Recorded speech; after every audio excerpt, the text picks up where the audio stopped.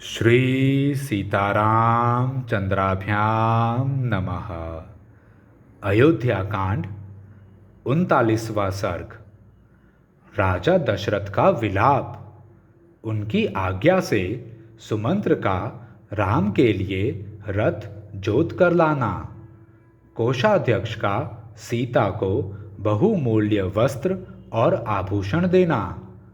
कौशल्या का सीता को पति सेवा का आदेश, सीता के द्वारा उसकी स्वीकृति तथा श्री राम का अपनी माता से पिता के प्रति दोष दृष्टि न रखने का अनुरोध करके अन्य माताओं से भी विदा मांगना।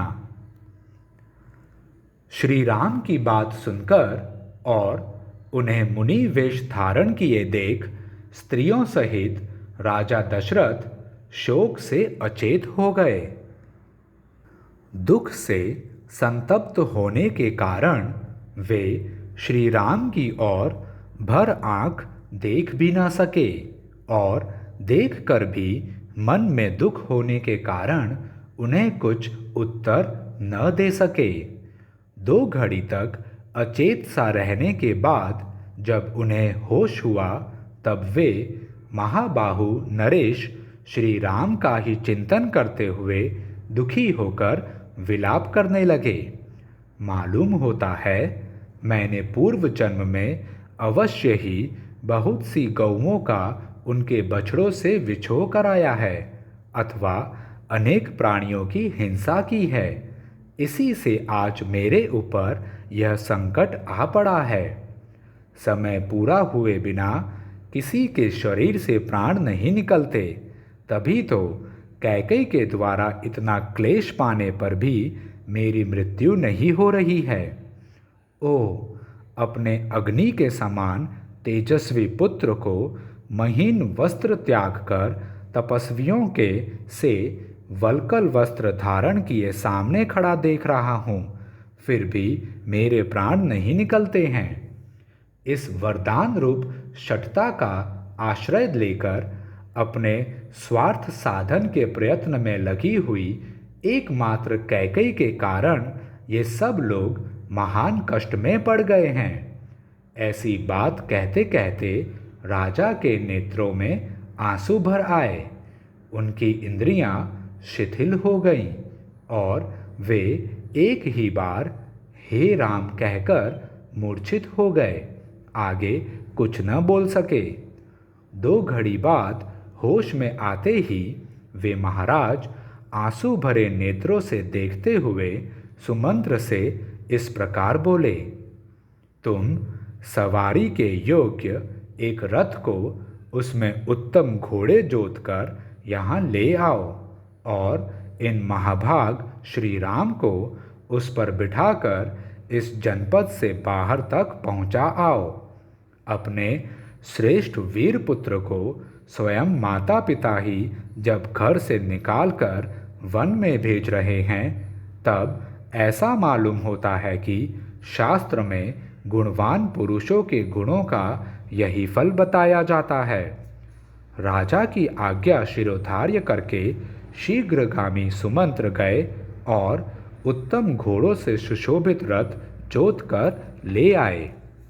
फिर सूत सुमंत्र ने हाथ जोड़कर कहा, महाराज, राजकुमार श्री राम के लिए उत्तम घोड़ों से जुता हुआ सुवर्ण भूषित रथ तैयार है।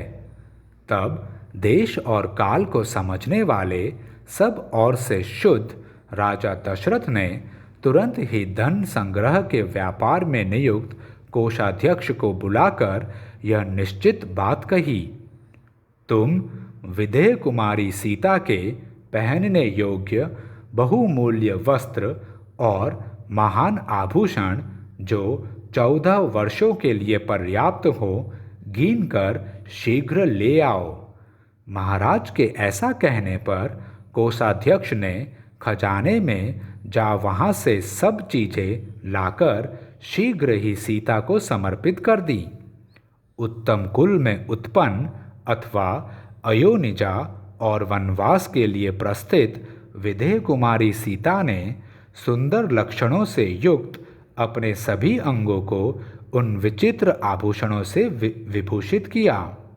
उन आभूषणों से विभूषित हुई विदेह नंदिनी सीता उस घर को उसी प्रकार सुशोभित करने लगी जैसे प्रातःकाल उगते हुए अंशुमाली सूर्य की प्रभा आकाश को प्रकाशित करती है। उस समय सास कौशल्या ने कभी दुखद बर्ताव न करने वाली मिथिलेश कुमारी सीता को अपनी दोनों भुजाओं से कसकर छाती से लगा लिया और उनके मस्तक को सूंघकर कहा, बेटी, जो स्त्रियां अपने प्रियतम पति के द्वारा सदा सम्मानित होकर भी संकट में पड़ने पर उसका आदर नहीं करती हैं, वे इस संपूर्ण जगत में अस्ति दुष्टा के नाम से पुकारी जाती हैं।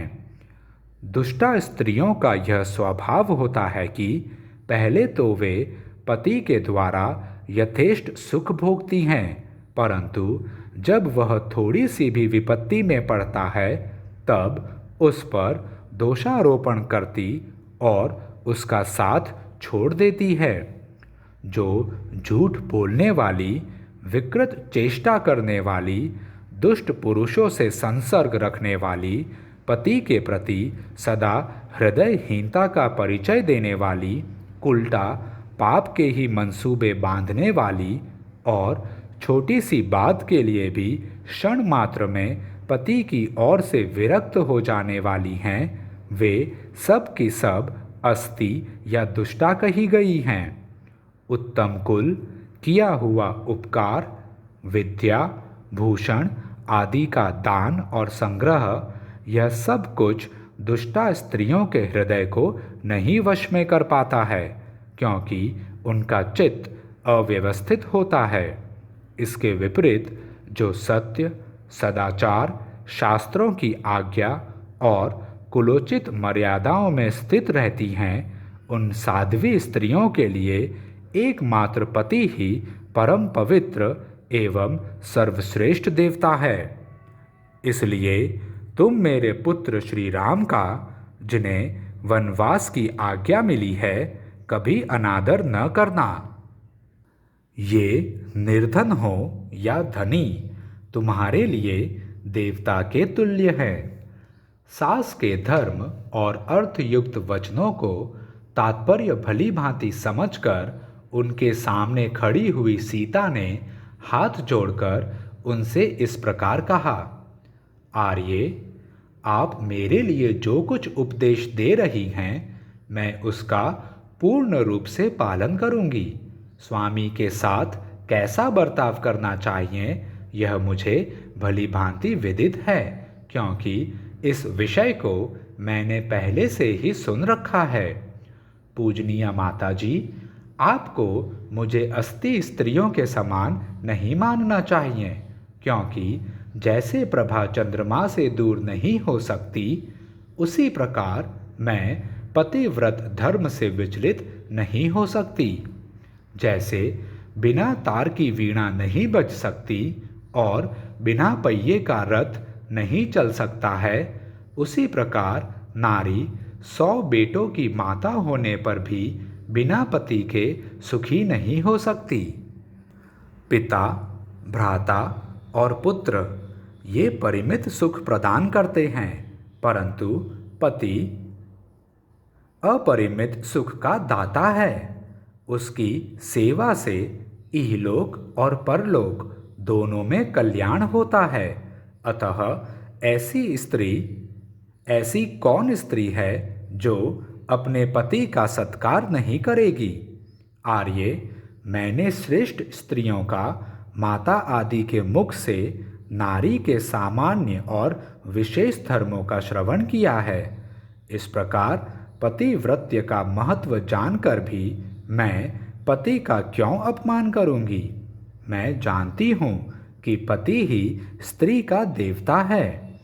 सीता का यह मनोहर वचन सुनकर शुद्ध अंतःकरण वाली देवी कौशल्या के नेत्रों से सहसा दुख और हर्ष के आंसू बहने लगे। तब परम धर्मात्मा श्री राम ने माताओं के बीच में अत्यंत सम्मानित होकर खड़ी हुई माता कौशल्या की ओर देख हाथ जोड़कर कहा, माँ, इन्हीं के कारण मेरे पुत्र का वनवास हुआ है, ऐसा समझकर तुम मेरे पिताजी की ओर दुखित होकर न देखना। वनवास की अवधि भी शीघ्र ही समाप्त हो जाएगी। ये 14 वर्ष तो तुम्हारे सोते सोते निकल जाएंगे। फिर एक दिन देखोगी कि मैं अपने सुहृदों से घिरा हुआ सीता और लक्ष्मण के साथ संपूर्ण रूप से यहाँ आ पहुँचा हूँ। माता से इस प्रकार अपना निश्चित अभिप्राय बताकर दशरथ नंदन श्री राम ने अपनी अन्य 350 माताओं की ओर दृष्टिपात किया और उनको भी कौशल्या की भांति शोकाकुल पाया।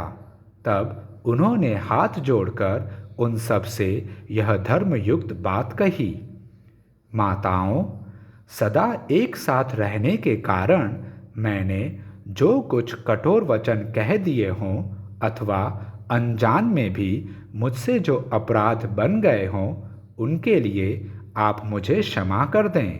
मैं आप सब माताओं से विदा मांगता हूँ।